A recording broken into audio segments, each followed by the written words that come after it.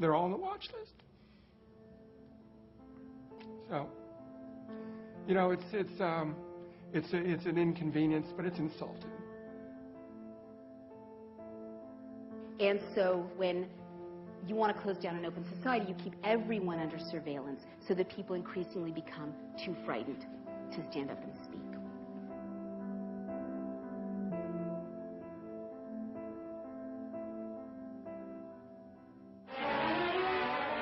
To one of these meetings came a young FBI agent, bringing with him, concealed among groceries, a portable radio transmitter. The ties of blood that bind us to the German fatherland can never be broken.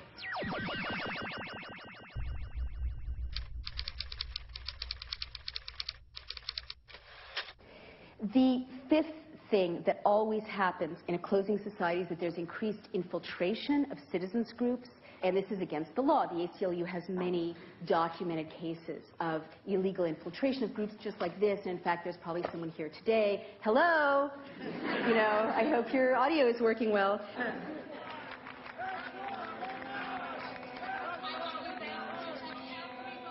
In 2004, at the Republican National Convention, the New York police spied illegally on anti-war protesters.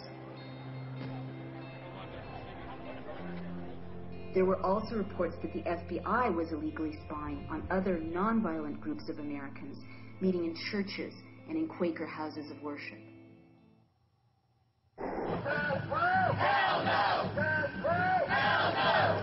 State police documents obtained by the ACLU reveal that undercover cops infiltrated local groups opposed to the death penalty and the war.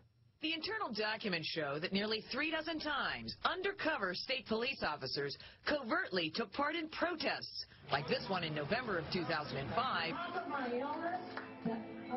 Sports writer David Zirin was part of a group that successfully pushed for a moratorium on the death penalty in the state of Maryland.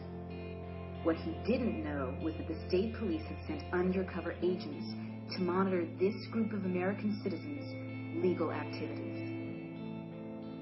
In the meetings was somebody who was known to us as Lucy. And Lucy would sit there. She was, the word that keeps coming to mind was peppy. Like she would sit there with a big smile on her face and ask lots of questions and take notes. It was always the most basic questions like, wow, why are we doing this? Why about, like the kind of questions that you're happy that somebody who's new to a group asks. And he found out later that it was Lucy who was the spy. It's obvious that they made the conclusion that nothing illegal was going on here, and yet they continued to monitor our email list. They continued to come to our meetings.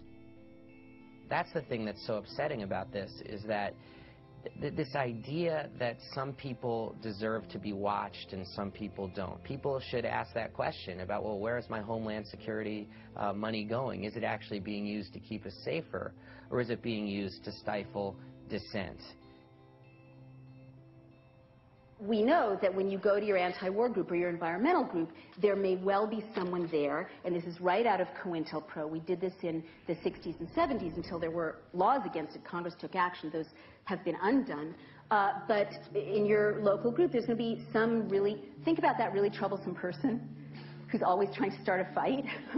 You know, this is a tactic to send agents in who look and dress like ordinary citizens, activists, but who are there to cause trouble, to make it difficult to move forward, to break up the group, to smear people. Surveillance and infiltration, it's the way the state messes with people's minds to make them psychologically unwilling to stand up for themselves or even trust their own reality. It's a psychological pressure point and not just a tactical one.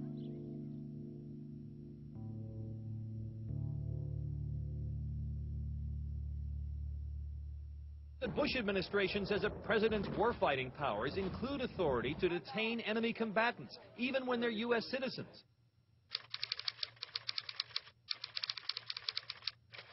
The next thing is to arbitrarily detain and release citizens. And again, this is an intimidation tactic.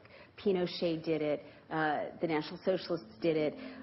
Do you guys remember James Yee? Chaplain James Yee, a U.S. citizen, was assigned to Guantanamo Bay. He dared to speak up against the mistreatment he saw there of the prisoners.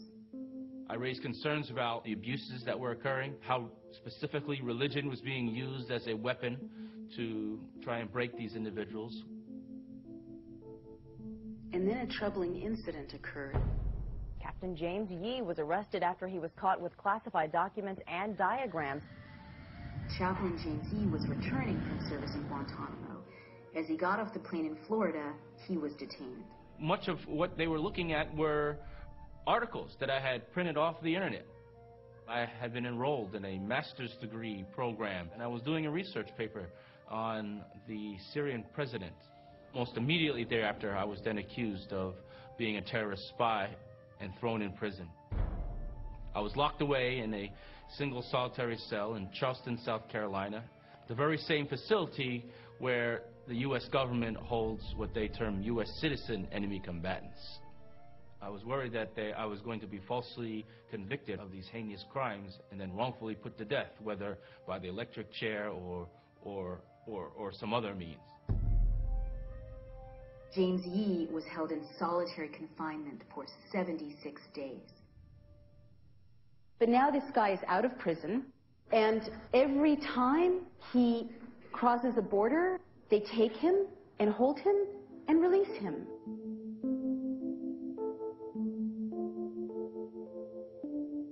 My life would be forever affected by the constant surveillance that the American government puts on its U.S. citizens.